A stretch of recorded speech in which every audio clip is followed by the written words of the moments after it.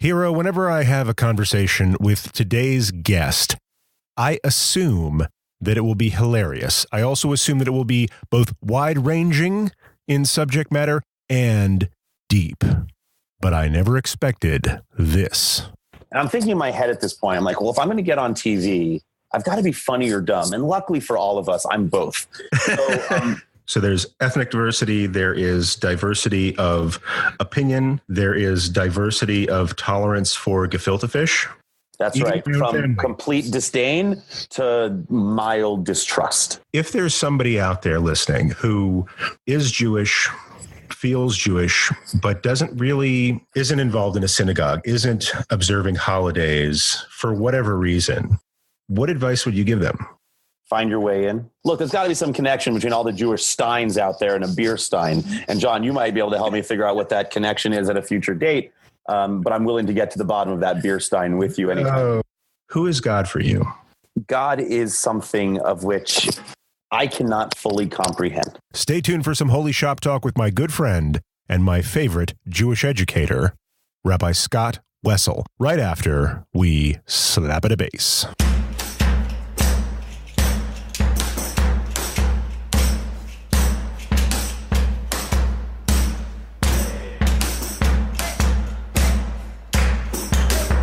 Welcome to the Jewcurious Show, where learning about Judaism and getting to know Jewish people can help you live a life of meaning, joy, human connection, and personal growth. And now your host, Rabbi John Carrier.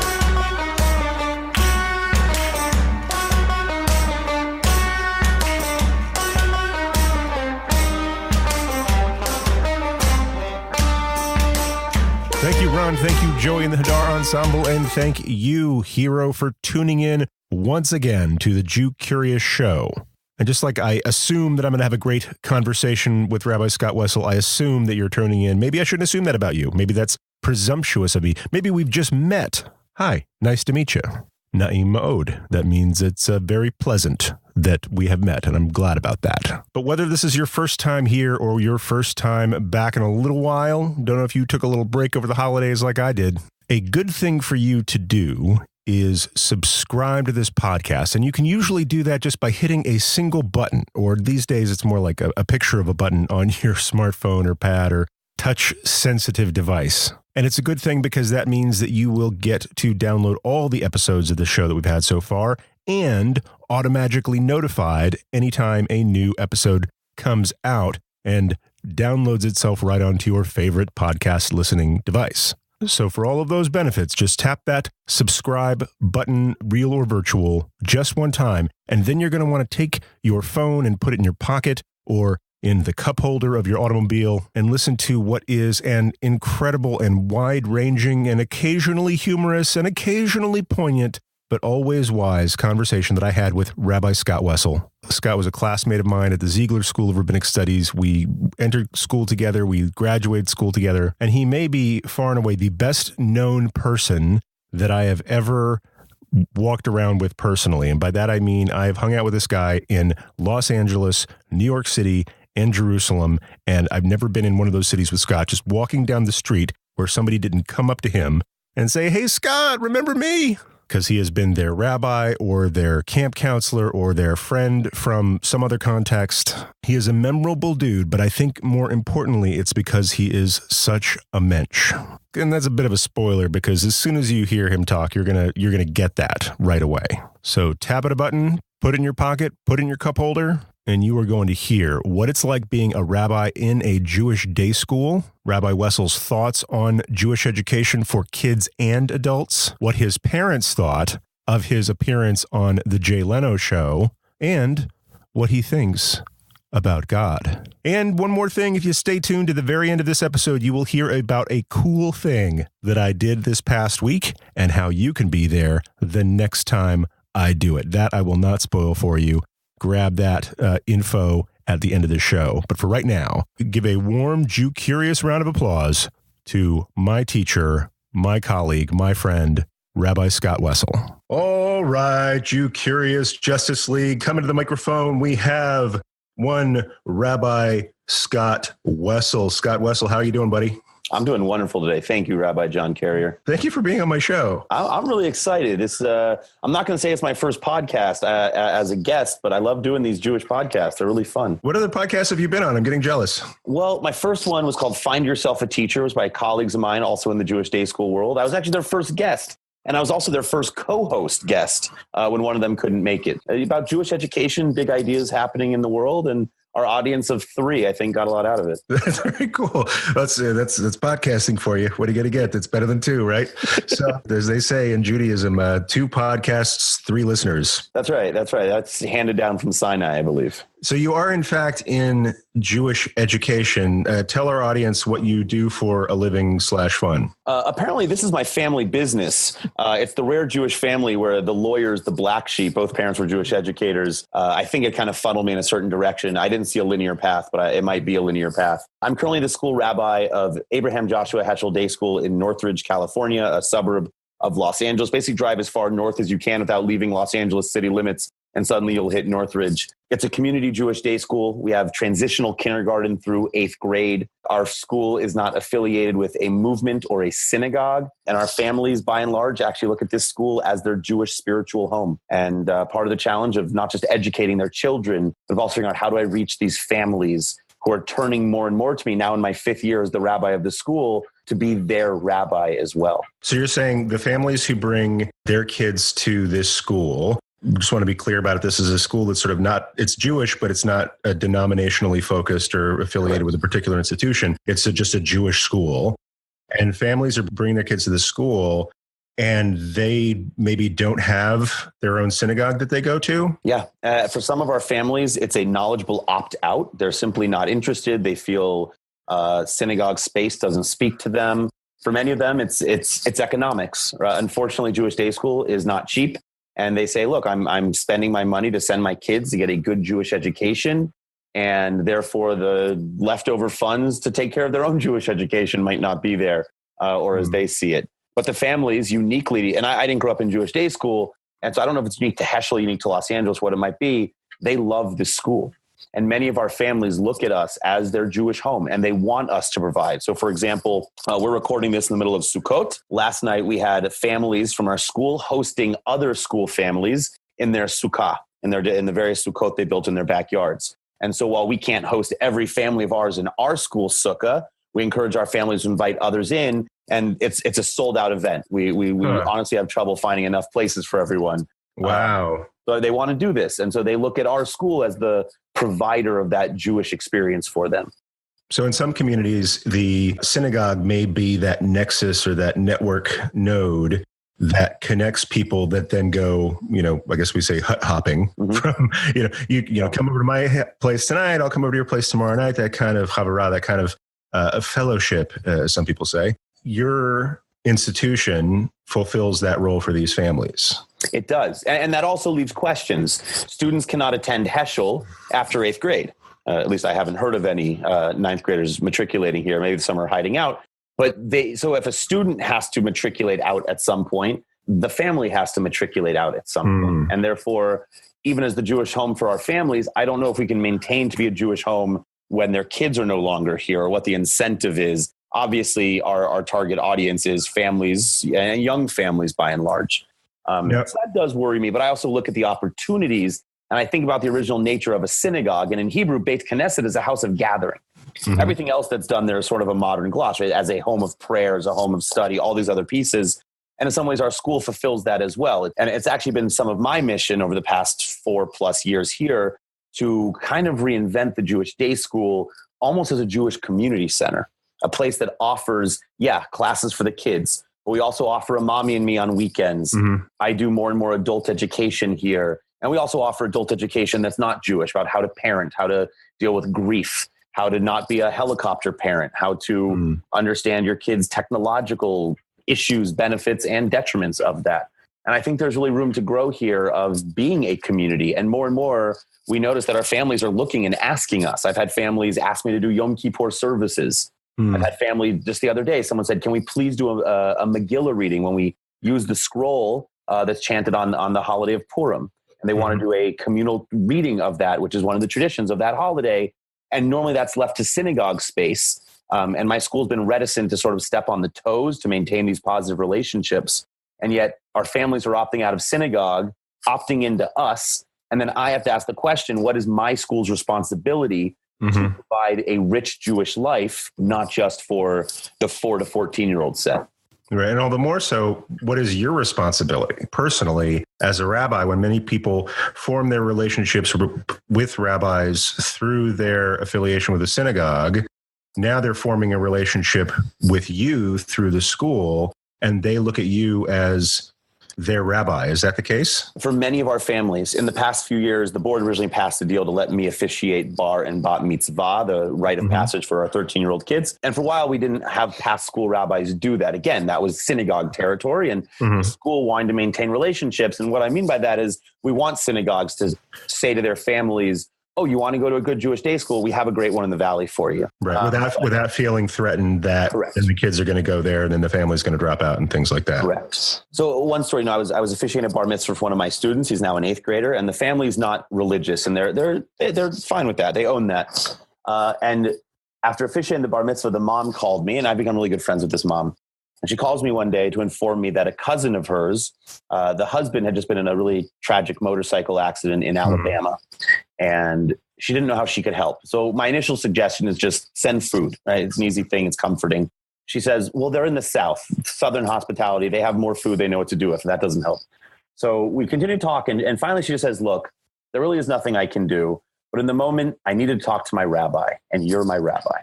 And despite having bar mitzvahed her kid, and despite having a friendship, she'd never called me her rabbi before. And that was a really touching moment when I wasn't sure what that role would be as a family's rabbi when I came to the Jewish day school. One of my teachers who had left the pulpit world to move into the management of the American Jewish University, he told me that transition was hard for him because in the synagogue life, families willingly let you into their intimate spaces, birth, death, everything else in between. And to work in other spaces, Jewish families don't necessarily look at the rabbi in the way a synagogue member looks at the synagogue rabbi. I'm preaching to my podcast hosting choir. But these families slowly turned to me, and I saw both a willingness to step away from synagogue life, but also a willingness to embrace that as a school rabbi, I also know what I'm talking about and can represent the tradition and the religion in a meaningful way. Well, at the risk of getting a little inside baseball for the non-rabbi listeners to this podcast, I do want to. They're my favorite listeners, by the way. I do want to open this up a little bit. It's like the old joke. It's like, do you have a minion? Yes, I see 9 Jews and a rabbi. So I do want to open this up though, because I think this speaks not to just our, professional, office politics or whatever, but it speaks to how people see the role of rabbis and the role of rabbis in people's lives. And there is this kind of dichotomy sometimes between a synagogue rabbi and everybody else, right? Sure. Or every other kind of rabbi. And so, I would hesitate to say, oh, I'm talking to school rabbi Scott Westle, but more you're a rabbi like every other rabbi. You work in a school. A moment that I learned something about this, it was with Rabbi Jay Siegel. I think it was visiting Beit Shuvah early on in my studies, just doing, field placements, interviewing rabbis working in the field. And this rabbi worked at a place that is a residential addiction treatment facility and a synagogue and does other wonderful things. And they have a different pronged approach that says, some part of their treatment is 12 steps, part of their treatment is psychotherapy, and part of their treatment is kind of rabbinic pastoral counseling. And I asked him, how do you know, if somebody comes to you with a problem, how do you know that that you're the guy that they should be talking to, or rather they should talk to somebody else for other things? And we did get trained in pastoral counseling to know when you're out of your depth, to know when somebody's coming to you and asking you a Torah question, it could be related to other, physiological things that need a doctor, and need to know when to do that. But what he said to me has always stuck with me. If somebody comes to you as a rabbi to talk to you, you're the rabbi in that moment. And if they're asking you a Jewish question, and as long as you're teaching Torah to it, you're doing rabbi stuff.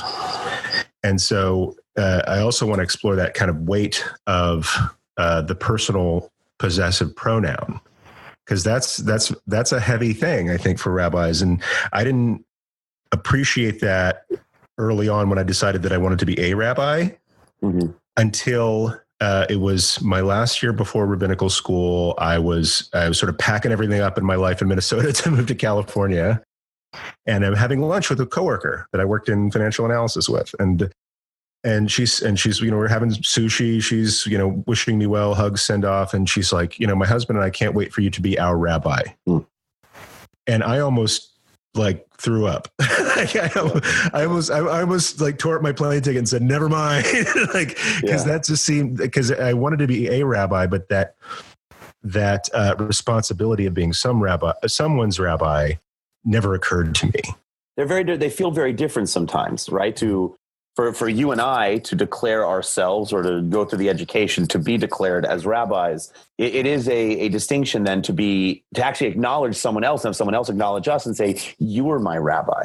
And it is light years apart. And it's taken me time in the day school setting to build that relationship with those families who, on one hand, some of them are pretty comfortable to saying, teach my kid. Uh-huh. I don't need you. I don't want you to be my rabbi. Teach my kid. And that's true for my colleagues in the school. Give them the foundation in math, science, English, social studies, give them the Jewish education as well. Don't engage me. I'm not looking to engage you. Mm-hmm. And then there's those families that want more. I just had a family that came to me after we had a Friday night service for some of our students with dinner, and the family approaches me, and I've known them now for 4 or 5 years. And the father says, I have this crazy idea. Feel free to say no. What if I were to get together a group of families on Friday nights, have dinner together, and you teach us? I looked at this man. I said, I've been at Heschel now for 4+ years. And I've been waiting 4+ years for a family to approach me with that question. Mm. And so I've been waiting. And I like working with kids. I really enjoy it. Someone told me the other day, I'm good at my job because I'm really just an overgrown child, which I took with a smile and a grain of salt. Not wrong, probably. And I also realized, though, that I want to make these connections. And I'm very cognizant, I think is the word, of a disconnect that develops too when I teach Jewish values or Jewish law or Jewish history, and it's not backed up in the home life of our families. Mm. My go-to analogy, which is to the extreme, and I admit that, why would I teach the laws of keeping kosher and observing Shabbat when I know that on a Friday night our families are eating lobster at a restaurant, right? To me, it's like whatever happens at home, and then that's not a knock against anyone that chooses to eat however they eat. But if I teach Jewish values and the home life gives the complete refutation of the education, does the complete opposite, I always struggle with what is the message. And I'm curious to know as well about families who send their kids to Jewish day school and and try to impress upon them the values of Jewish education, and they themselves do not engage in any of that on their own, right? Doesn't that say to a student, that only matters for me and not for you as an adult?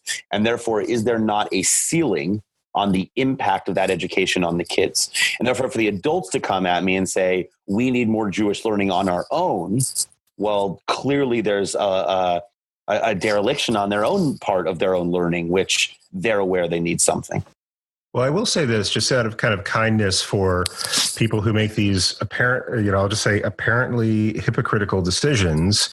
I think every parent wants for their child some sort of growth beyond themselves, meaning, I want my son to have a better job than I had. I want my son to live in a bigger house than I had. I think most parents want that for their kids. And so, at its best, I see that move of, I want my kid to have an education that I didn't have, and maybe the discipline to make choices that I haven't developed the discipline to make. You know what I'm saying? But I hear you as an educator, it's tough. And I know grade school teachers go through this too. Like, I'm teaching them as much as I can, but I also have to make up for the fact of whatever's going on in their home life as well. And that could be nutritional, that could be behavioral, that could be all sorts of things. And so that's a struggle of, having people teach your kids instead of you teaching your kids.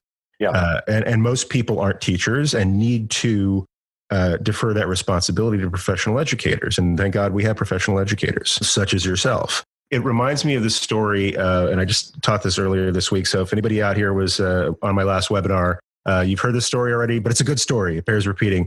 And that's my favorite Hasidic story about Rabbi Menachem Mendel of Kotsk.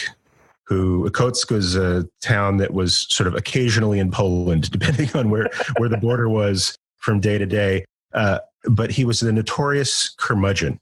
And, he spent most of the latter part of his life in one room without leaving, wanted all of his papers burned after he died, and was like notoriously short with people. And so he had this guy come to him and say, Rabbi, I need my son to study Torah, but no matter how much I tell my son to study Torah, he's not doing it. How do I get my son to study Torah? And Rabbi Menachem Mendel says, after probably like slapping him on the ear, because, it was a long time ago. Standards for communication were different back then.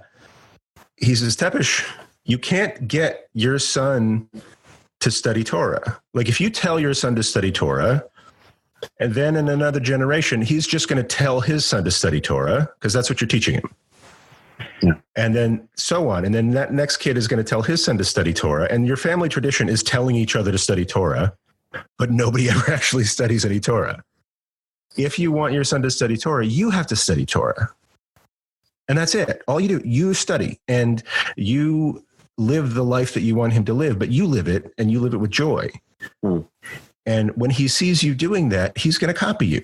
And I think this is true. And then he'll study Torah and then so on. And then you'll have generations of people in your family studying Torah. I also love, and to slightly change the paradigm you're sharing too, what's kind of neat about where I get to work, I've actually noticed the love of Torah and the love of Judaism the students bring home, inspiring the parents. Mm-hmm. And that they see what their kids are doing. And I'm often told that I'm a storyteller and I tell stories and lead tefillah prayers on Fridays for all of our students.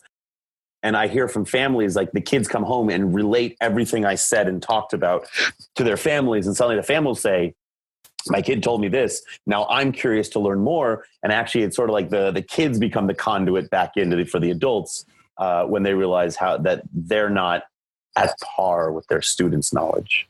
Yeah, and I would see this in synagogues as well. There's an old rabbi's joke that, we get them when their kids are born and when their parents die. And that's a little bit dark, but it speaks to the reality of the life situations that draw people closer to God and closer to other people. And that is, when we're in our 20s and maybe our 30s, and it's just us, we're mostly concerned with making a living and figuring out our own identity. And then when kids come along, there's different, I'll say, chips on the table, or pushes people into existential questions that maybe they didn't have before. And that's when people start to get serious. Okay, what's my responsibility as raising this child? Having a community would help. Having other people around me would help. Kids going to ask me questions about God. There's a place for that. So that's when people get involved. And so people in my community, the preschool was very popular. Like people just needed a good preschool. And if they were Jewish, they were selecting a Jewish preschool. And then the people who would have their kids lighting candles on Shabbat at preschool or, singing Jewish songs and things like that, then the parents would want to know more in order to feel more competent as parents. And then that's how people get involved. And then at times of loss, it also awakens us to those existential questions. And that's when people sort of gravitate back toward community and toward God and toward, having a question for rabbis such as yourself.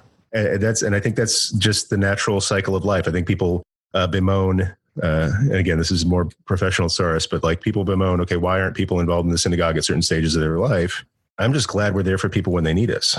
Yeah. And to be a rabbi in a place that you can be open to people asking you questions, whether it's your job or not, that's the life. And it's been a great gift. It's interesting. Just before Yom Kippur, I was on one of the social media groups of alumni of the institution that ordained us as rabbis. Mm-hmm. And one of our colleagues was sharing that he was really concerned about Yom Kippur services that people were calling the synagogue wherever he's serving as rabbi.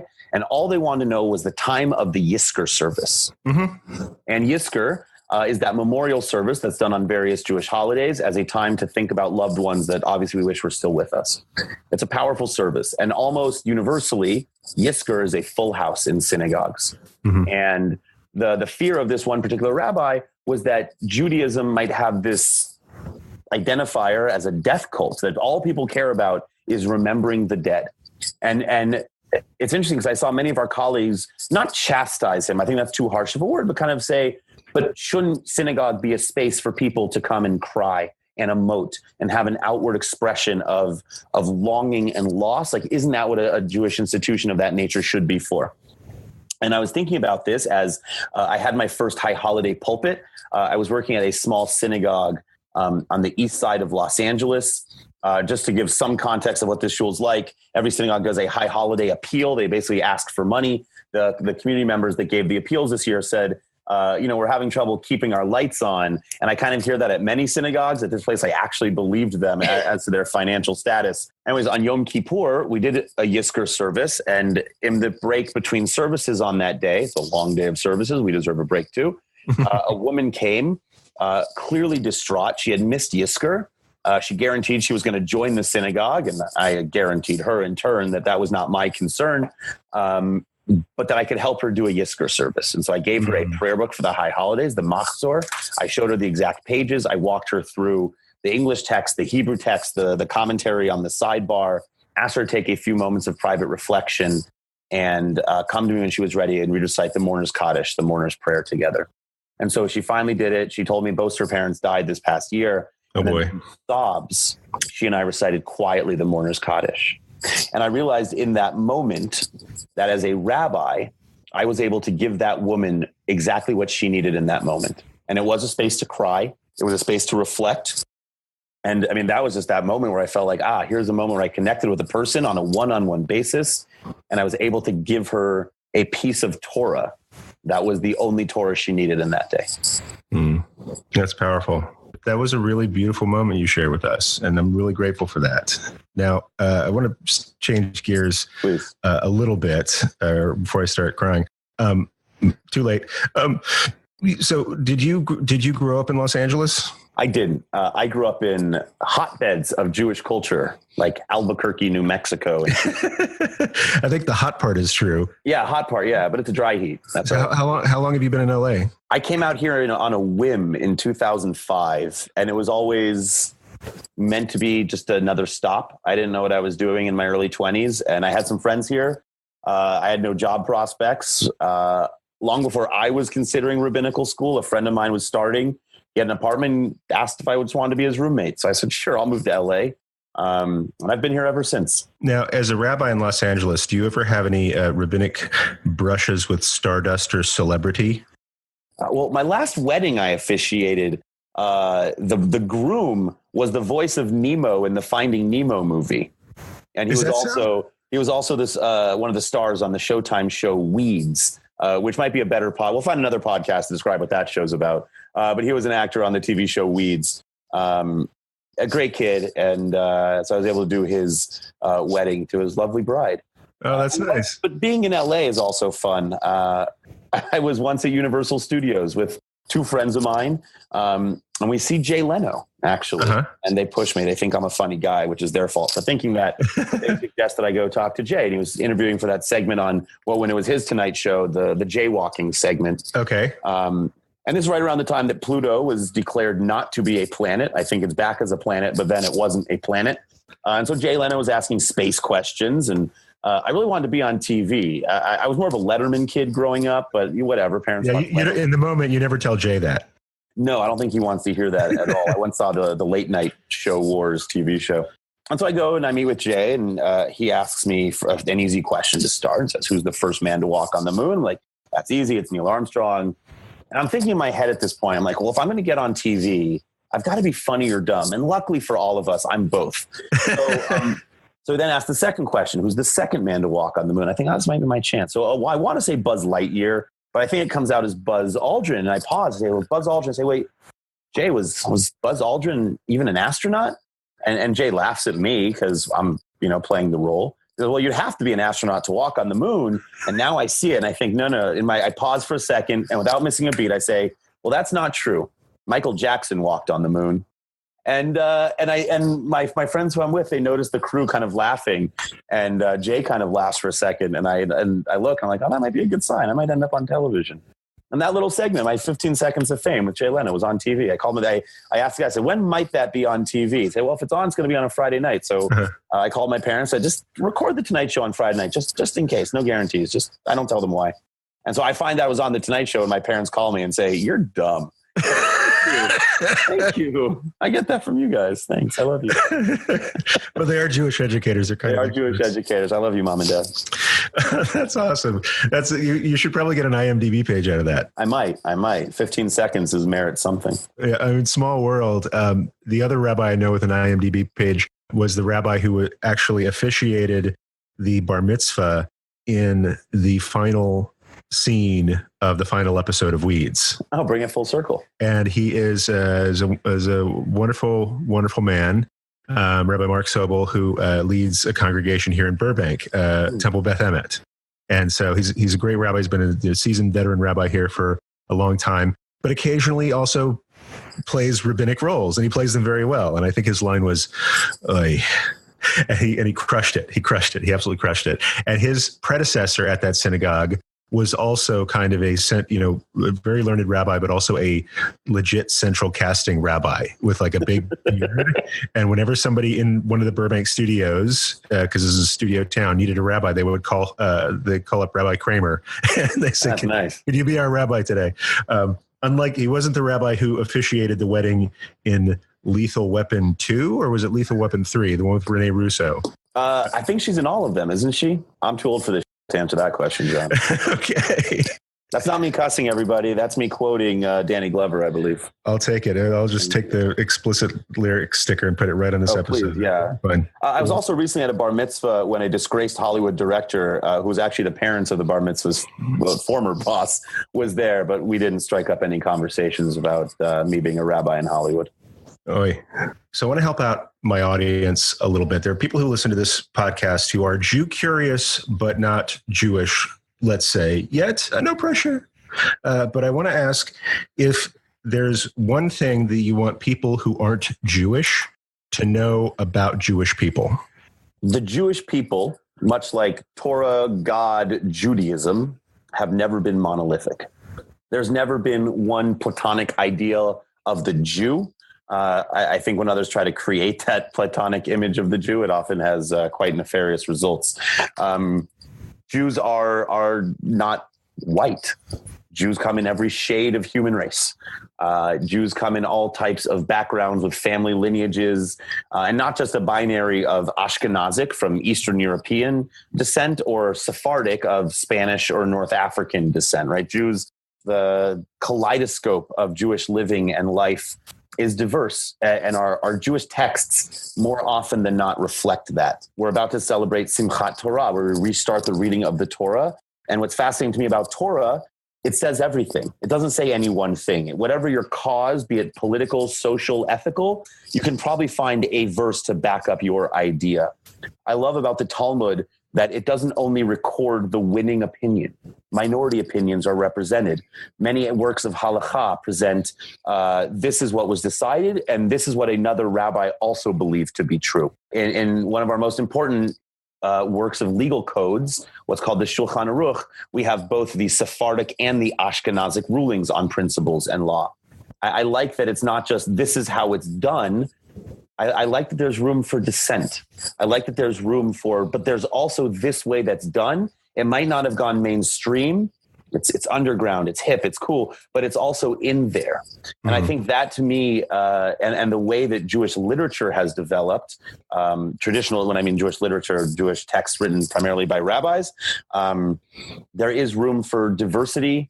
Sometimes you have to look close. Sometimes you have to read the commentary. It's not always in the shot, the base level text. And I think that's true for the Jewish people today. Jews are in every country. Jews represent different political ideas. Jews represent different ethical visions sometimes.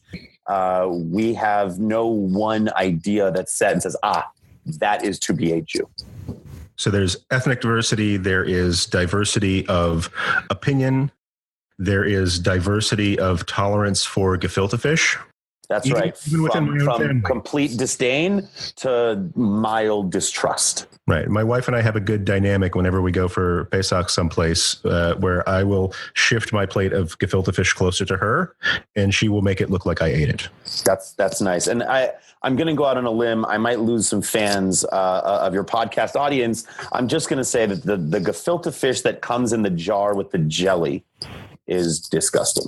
I think you just made more fans than enemies. All right. You guys can follow me on my future podcast called Filter Fish. That's right. I would listen to that. I would totally listen to that. So in addition to people who aren't Jewish, there are people who are considering becoming Jewish who may be listening to this podcast. Is there, I don't know, a word of advice you would give somebody right before they go into the Beit Din, before they go to that court of three rabbis who are going to test them and interrogate them? Own who you are. There's a reason you're on that journey. There's a reason that you have found meaning in Jewish living, in Jewish text, in Jewish peoplehood. Take with you who you are to create a new self. Know that the Jewish heritage, the Jewish tradition, the Jewish people are not without flaw. There is no ideal way to be Jewish. There are communities that have their set norms and standards. And within that community's norms and standards, yes, there are barriers, there are boundaries. Like any civilization, there's always a who's in and a who's out question. But just know there's other Jewish communities. And that a Jewish community that might feel hard to break into might be more welcoming than you realize, or it might be that you might have misjudged. And actually, there's a different community that is far more fitting and appropriate for you. There is no one set way to be Jewish. And what matters is that we're all on a journey. The term for Jewish ritual law, halacha, has at its root the word that has walking, the implication that to be one who follows Jewish ritual law is one who's consistently on a journey of growth and change. And additionally, Judaism's never been static. There's never been a point in time that says this is how it's been. I often like to point out to people that I do see an irony. And obviously, I'm not an Orthodox Jew, and I'm not saying this with derision towards the Orthodox community. I do find it funny that so many in the community, especially those who live in the Middle East, in Israel, right, in the Middle East, they still dress in a way that made sense in 1700s Poland. Okay. Right? More about like black suits and heavy clothing, right? And it made sense in Poland. And I don't understand why it makes sense in Israel or today, and yet that's become sort of the accepted dress code, and yet that itself is only a few hundred years old. Much of our Jewish melody that we use in synagogue and ritual life is only a few hundred years old. And yet there'll be people that will tell you if you try to change that melody, whoa, that's you can't go there. That's our tradition. Right. That's Sinai. That's Sinai from Sinai, right? And that's our tradition. The particular tune to this particular prayer was sung by God to Moses. Yeah. Moses sang it to Joshua, and so on. And that's why we have it, even though it sounds like an 18th century German beer hall polka. That's exactly what it is. That's exactly what it is. And look, there's got to be some connection between all the Jewish steins out there and a beer stein. And John, you might be able to help me figure out what that connection is at a future date. But I'm willing to get to the bottom of that beer stein with you anytime. I may take you up on that. And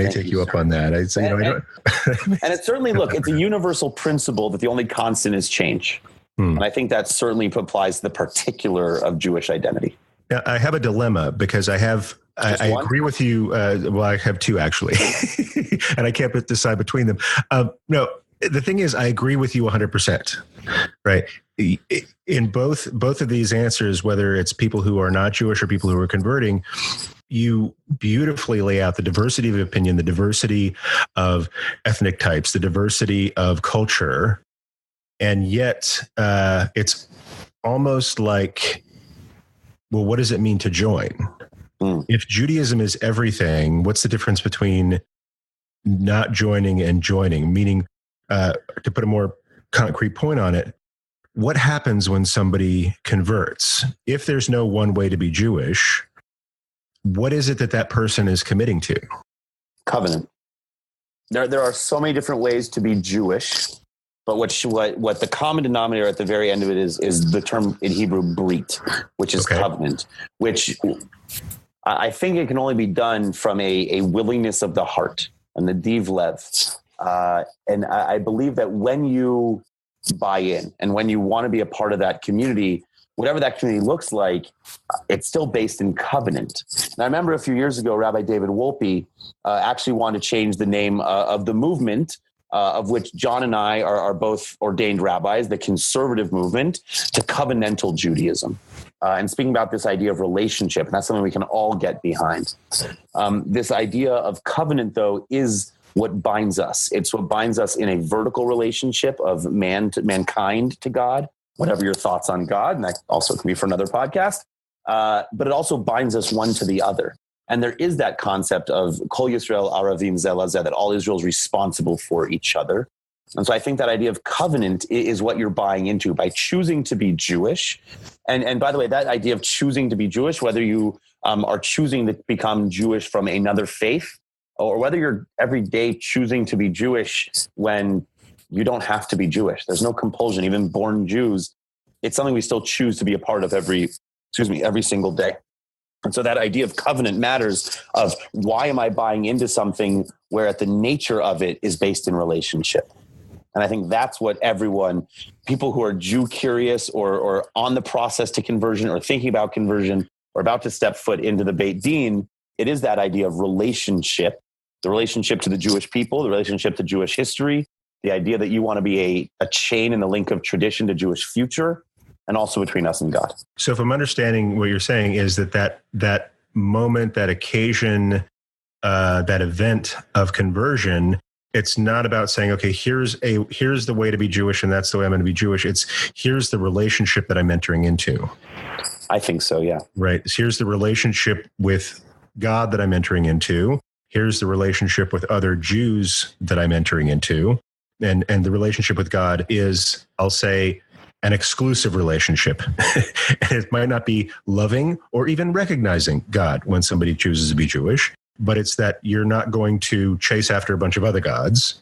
What was the mathematical symbol that would be written on our board? It's like Jewish relationship to God is less than or equal to 1. Right. So I think it's the old joke that was taught by Rabbi Gail Leibovitz. The only thing that all Jews agree on is that there is at most one God. Yeah. Yeah. But what you're saying is that, stipulating God, there's that relationship that you're entering into, but totally necessary and indispensable is entering into a relationship with the people. And it's like, I may not agree with every Jew in this room, but I'm one of you and I'm responsible for you. And God willing, you'll be responsible for me. Yeah. And that's also something that we buy into by choosing Jewish.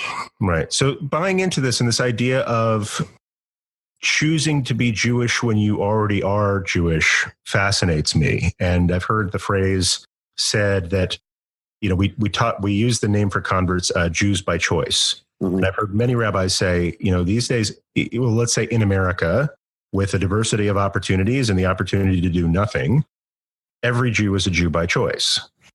Right. So if there's somebody out there listening who is Jewish, feels Jewish, but doesn't really feel like doing anything about it, and isn't involved in a synagogue, isn't observing holidays for whatever reason, what advice would you give them? Find your way in.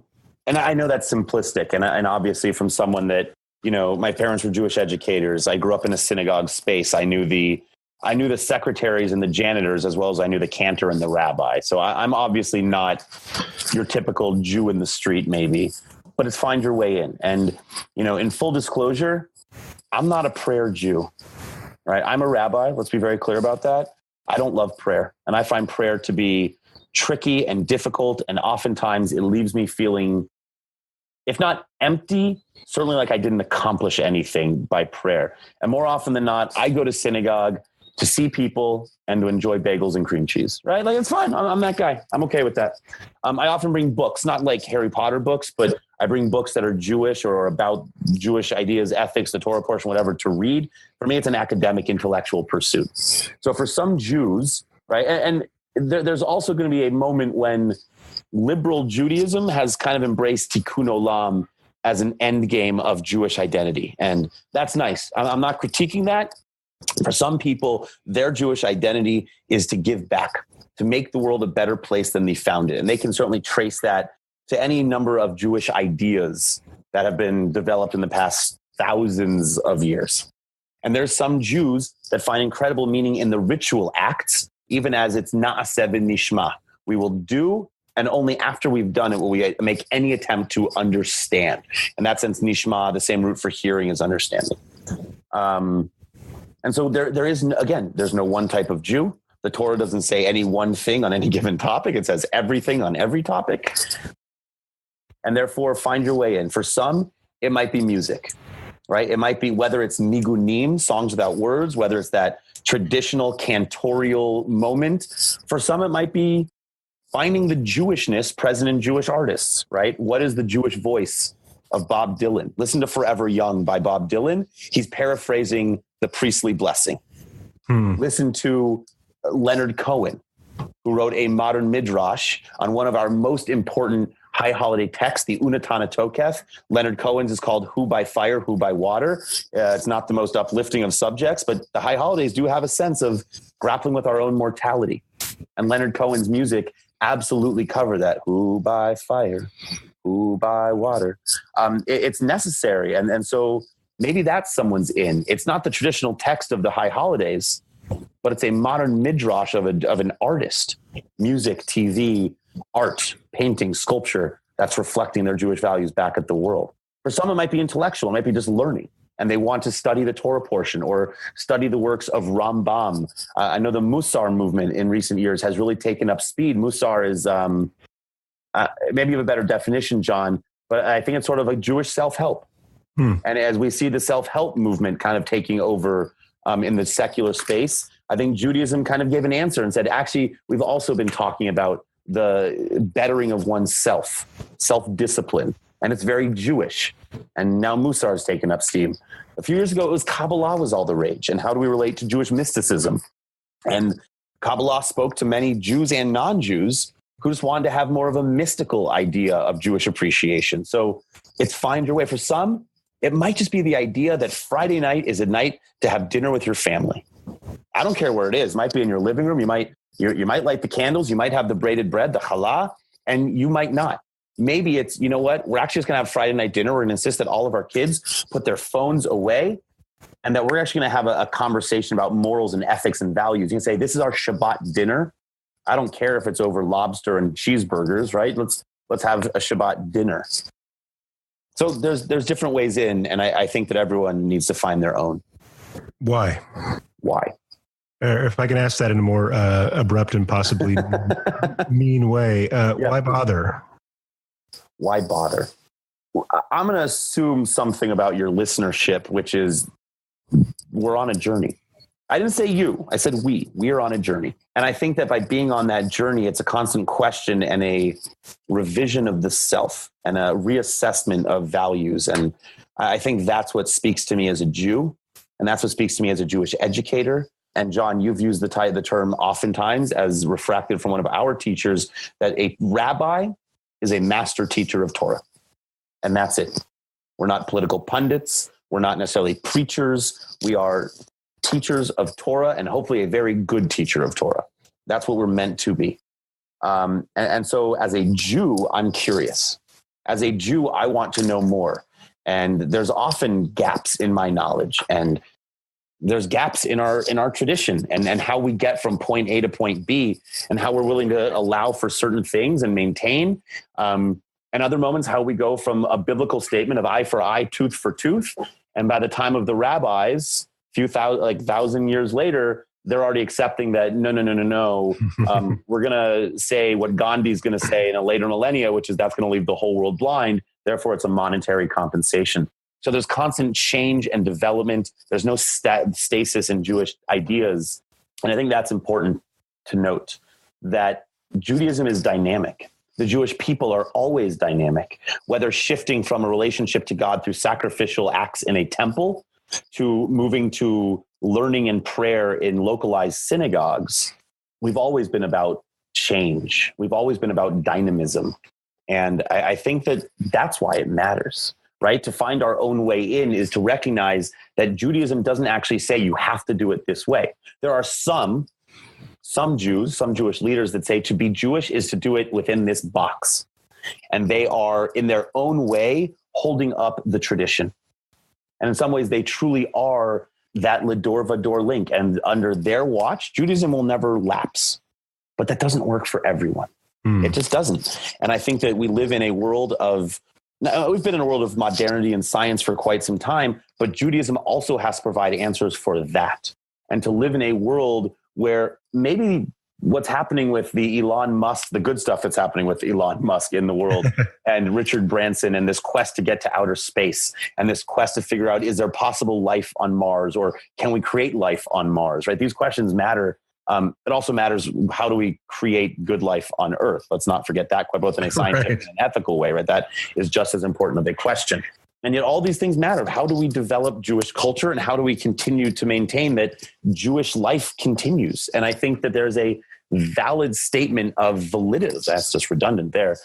There's a validity to Jews that say, you know what? I'm actually not interested in ritual law.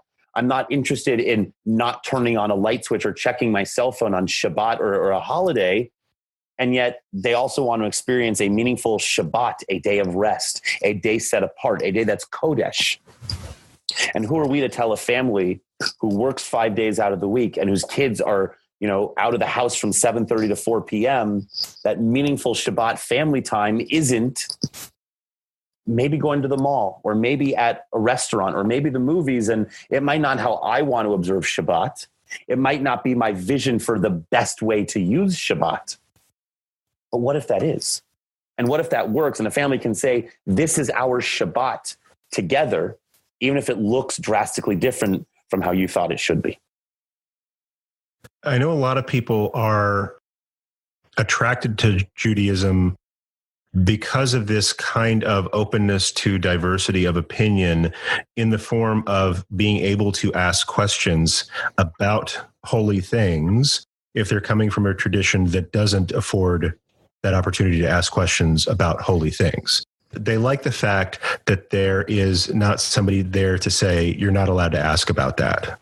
There's a separate moment of, well, there's two different answers. and some people like to be able to ask the questions, but they would prefer that there was one single answer.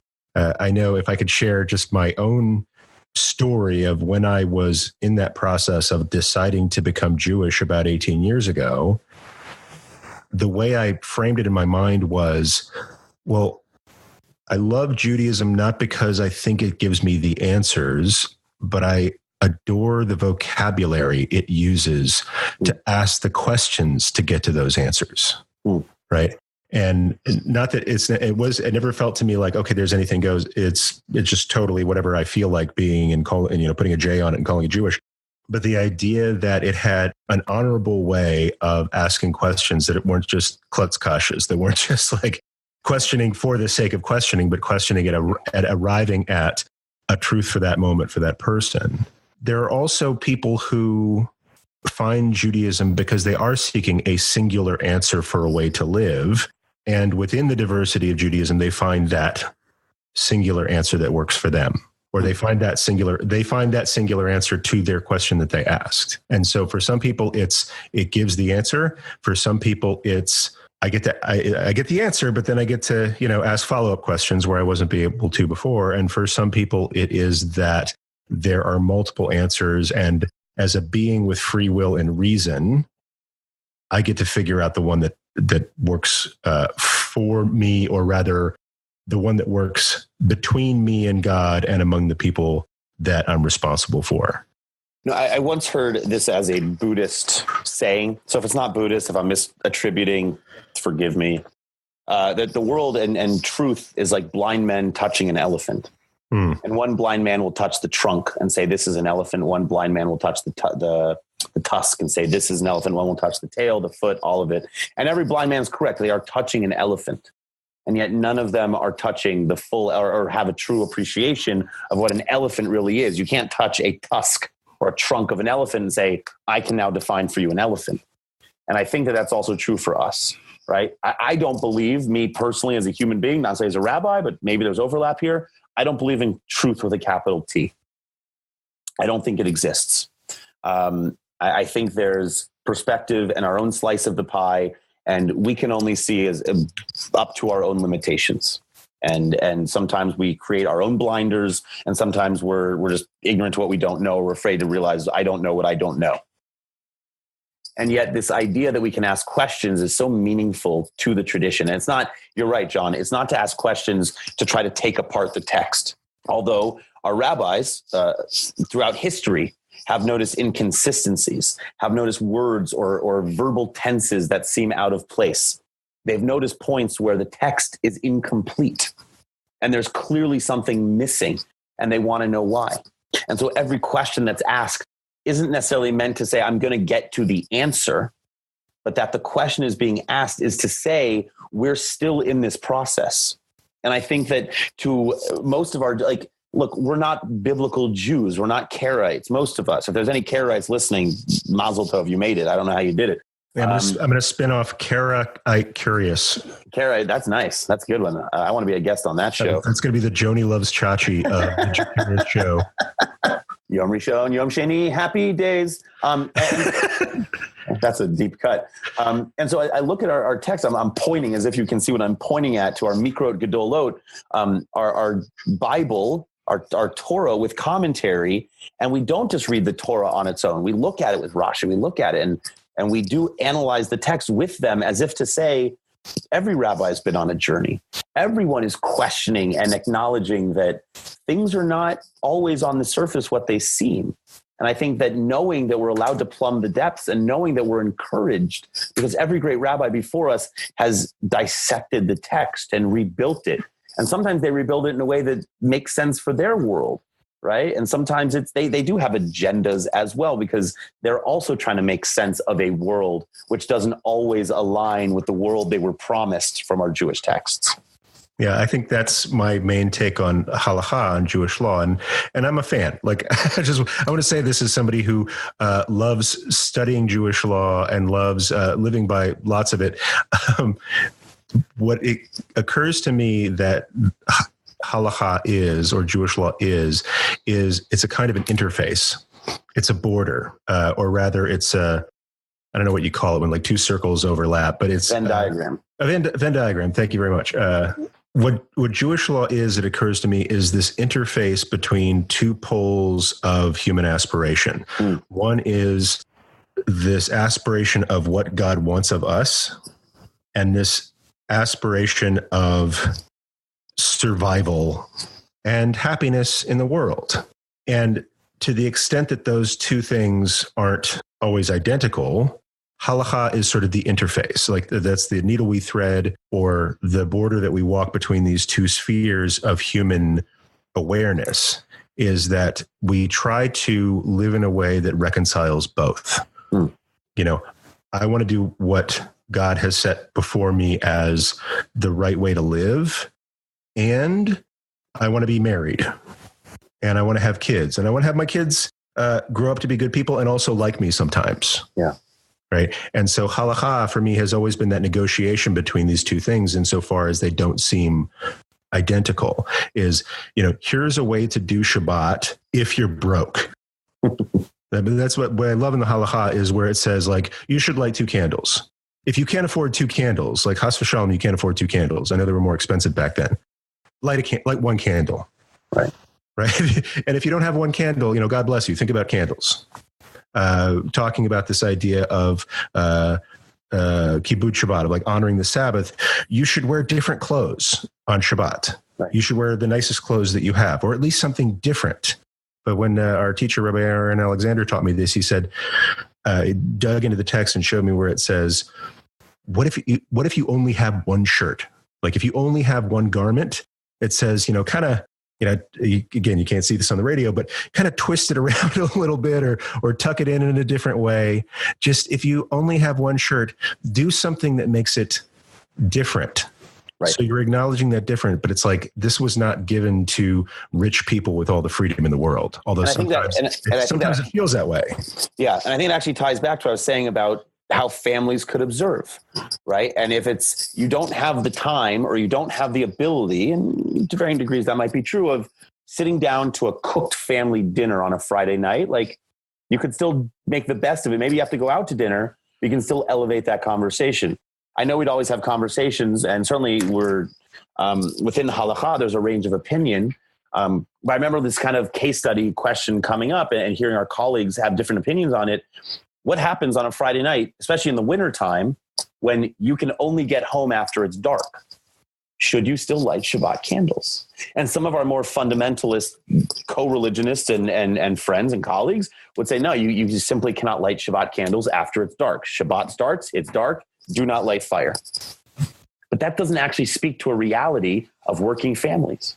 And when it gets dark, and in LA in a few weeks, it's going to start getting dark 4:30. Not everyone can take off work at 3:30 on a Friday just to get home before it's dark. And so Torah actually has to put rubber to the road and figure out where's the intersection between highest aspirations and life as it's lived. And as you were talking, John, I was actually thinking about two ways to look at Torah. Is Torah, I don't have an answer, so I actually be curious to hear what you think. Is Torah, is it our aspiration? Like, are we casting our aspirations on God? Is Torah a book of human theology? Or is Torah God's anthropology? Is Torah how God looks at humanity?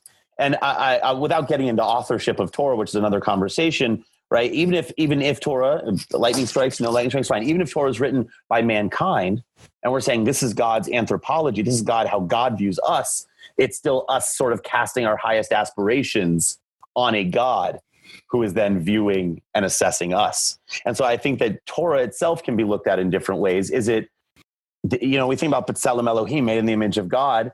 We put our best selves in God. God heals the sick. We too should heal the sick. God clothes the naked. We should clothe the naked. God gives shelter. We too can provide shelter for the homeless. And therefore, B'Tselem Elohim, it's us trying to be godly in this world. But there's also that sense of, or are we sort of coming up short and saying, we want God to represent these things because we are deficient? No, I think my answer to that, or rather, let me say how I see Torah, is a guide to life for a free people. A guide for life for a free people. Okay. In the sense that, and I always think of this in the terms of the holidays, between Pesach and Shavuot, we leave slavery, now what? And, from the very beginning of the book, maybe chapter 2, where's that apple thing? Wherever that happens, we are granted free will from the outset. We are granted the gift of Shabbat from the outset, which is an exercise in freedom.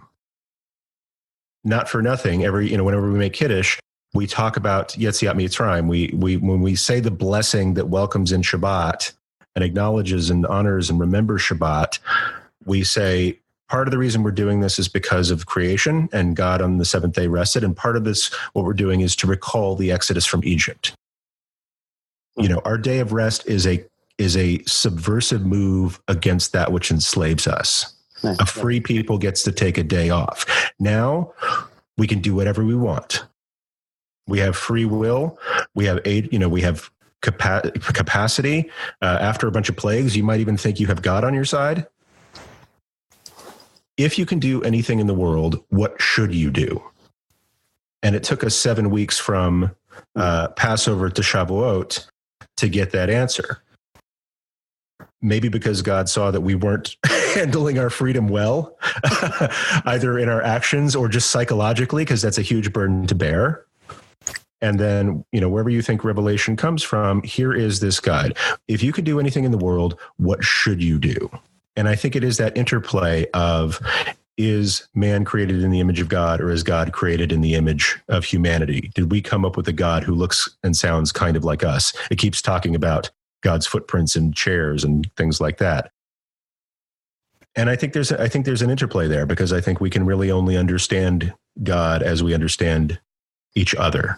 Yeah. And we keep striving to find different aspects as our understanding of each other grows. Mm.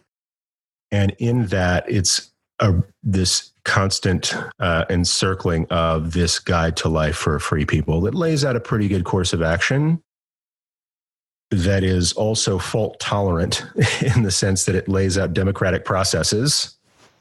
It lays out examples of Zelophehad's daughters where, okay, this is the way we always do things until this one story when that seems unjust. And Moses takes it back. Yeah. And Moses takes it back to God, and God says, the women are right.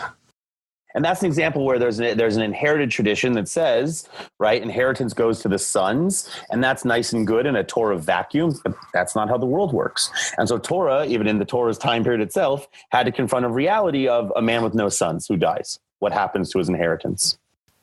And so Torah, when it actually meets life, and that's always interesting, right? How does Judaism, how does our best designs of how to live a life meet actual life? And I often think about an Eruv and the boundary on Shabbat that permits people to walk. And if that Eruv is down on Shabbat, members of our different Jewish communities might not go to shul. They might not push a stroller with a child. They might not carry a tallis bag, right? And so how does our ritual law impact the actual way that the world works? And what happens when they don't align? What do we do? Ask your rabbi. Ask your rabbi. That's right. No, it's like, but and I say that only half jokingly. We have an app for that, in the sense of we have teachers like Rabbi Scott Westle. We have study groups in synagogues where you can work with a friend. You can work with a peer who is just as capable of figuring it out as you are, and you are capable of figuring it out. You have teachers, you have friends, you have chafsachut, you have an open mind, right? An inclination toward kindness in judgment, and you have a reason.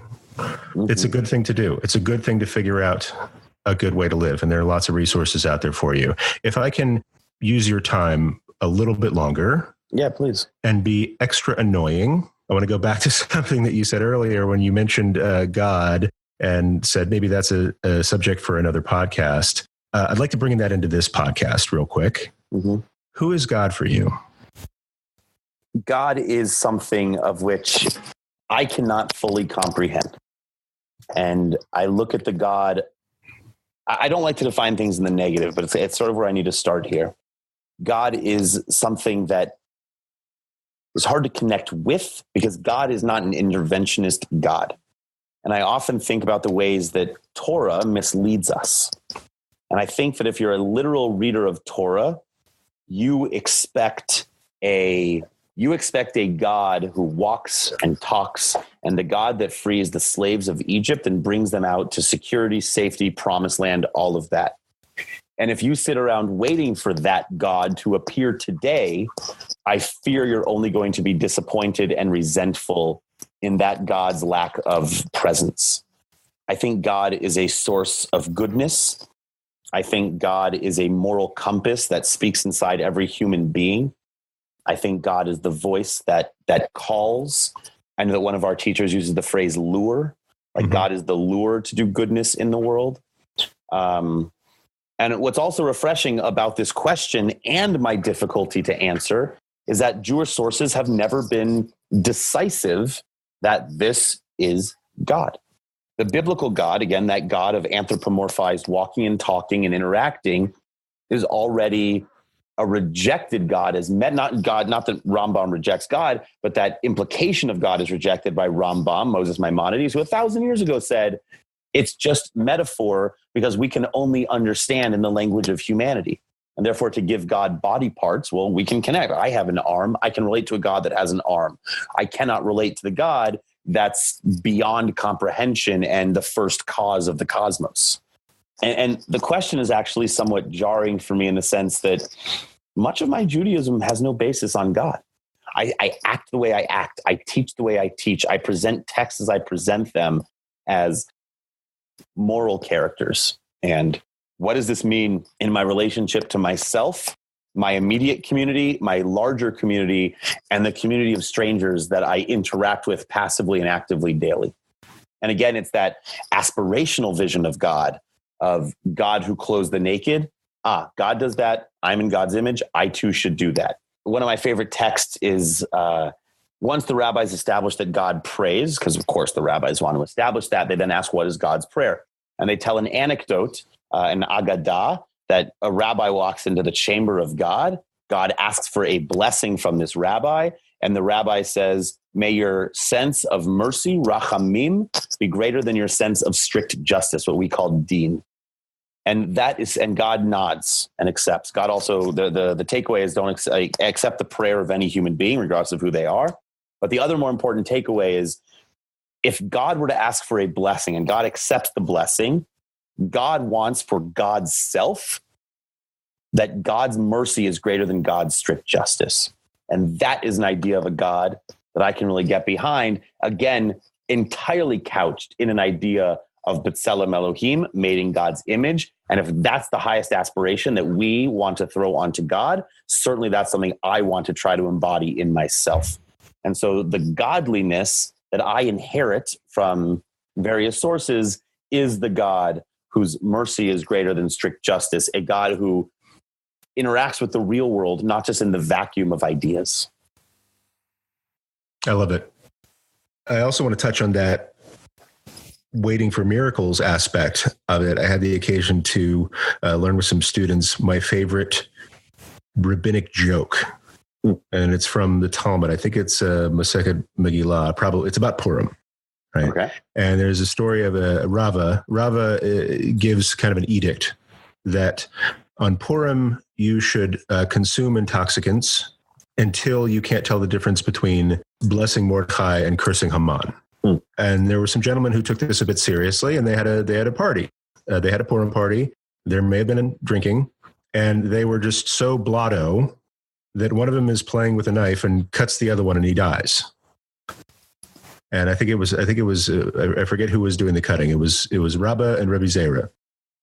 And I think Rabbi cut Rabbi Zera. And then he was he came to his senses. He was so upset. He prayed all night for mercy, and Rabbi Zera revived, and he came back to life. And then they, went about their business. And the following year, it's close to Purim, and Rabbi says, "Hey, I'm having a party for Purim. Would you like to come over?"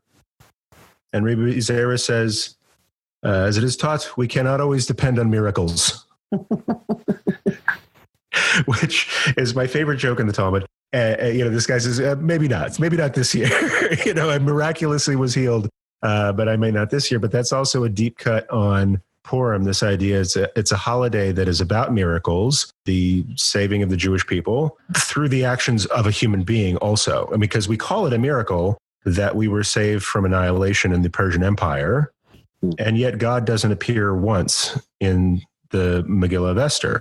And it's apparent that it is human action, that is Esther kind of outing herself as a Jew, that saves us. And so this notion of you can have miracles in the world, but it takes human hands to effectuate them. Yeah. And so if you're waiting for that miracle, maybe you should figure out how to be that miracle. Right. It's the story. Or help other people lift up help other people be that miracle. Similarly, it's that story of the man drowning in sea. And a helicopter comes, and he doesn't get on the helicopter. He says, "I'm waiting for God." A boat comes. "No, I'm not getting on that boat. I'm waiting for God." He drowns, ultimately goes to heaven. And he yells, "God, I don't understand. I was waiting for you. What happened?" And God's like, "Well, I sent a helicopter. I sent the boat. Pray, but also swim away from the rocks."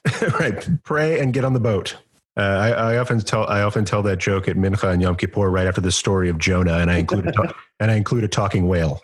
And he says, "I sent you a boat, a helicopter, and a talking whale." It's necessary. Listen, brother, this has been an incredible, deep, broad, and on your part, a very generous conversation. And I really appreciate you teaching this Torah to me today, teaching my Jewcurious audience out there. And I just want to say thank you. It's a joy to be your friend. It's a joy today to be your student. I'm always your friend, and usually I'm your student, so I'll allow a role reversal once in a while. Okay, so we'll do some Keeping Up with the Steins very soon. Great, looking forward to it. Hero, thank you so much for staying tuned for this whole conversation with Rabbi Westle. It was not only a joy for me to do this, but also important to me that you hear his perspective on Jewish education, on Jewish life, on God, on how to be a part of this people, whether you're already a part of it or not. He is truly a unique teacher, and it's my honor to be able to share him with you. If you want to check out some notes on the resources that we mentioned, like that Bob Dylan song or that Leonard Cohen song, or learn more about Rabbi Westle and how you can get in touch with him, just check out our show notes at jewcurious.show/episode 15. Again, that's jewcurious.show/the word episode and the number 15. And I almost forgot to tell you about the cool thing that I did last week. Last week was the first time that I did a big group live webinar. That is a seminar on the internet, and it was dope. It was streaming live. We went for over an hour, and I talked about Shabbat. I talked about, this is one of my favorite subjects and one I'm especially keen on teaching about right now. And I shared with everyone there the 4 essential ingredients that you need to really enhance your experience of this God-given day of rest. And these ingredients are found in, I'll say, the world's oldest recipe book that's still published. I'll let you figure out what that is. And the feedback was really gratifying. There were people who listened to the show who are in the Jewcurious Community Center on Facebook who reached out afterwards and said, I'm really glad I attended that. Well worth my time. Learned a lot. Looking forward to learning again in the future. And so with all this, I'm going to be doing it again. So if you want to be involved or in the know about when that happens again, I invite you to go ahead to click on the link jewcurious.show/Shabbat, SHABBAT.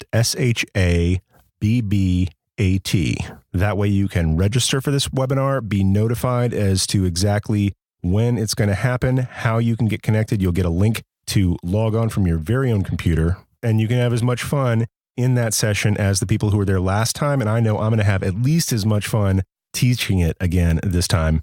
It's actually going to be the same subject, but I learned a lot based on the Q&A we had afterwards, and we'll probably have a Q&A on this one as well, that I will be enhancing that presentation. So one last time to get connected to that Shabbat webinar. It's not on Shabbat. It's not a webinar. I don't do webinars on Shabbat, but I'll do a Shabbat webinar on Wednesday, let's say.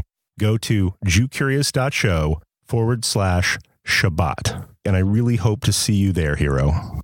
And until next time, whether it's on a web seminar or webinar or creeping into your earbuds, I made it weird. Sorry. Until next time, peace. Thanks for listening to the Jewcurious Show at www.jewcurious.show.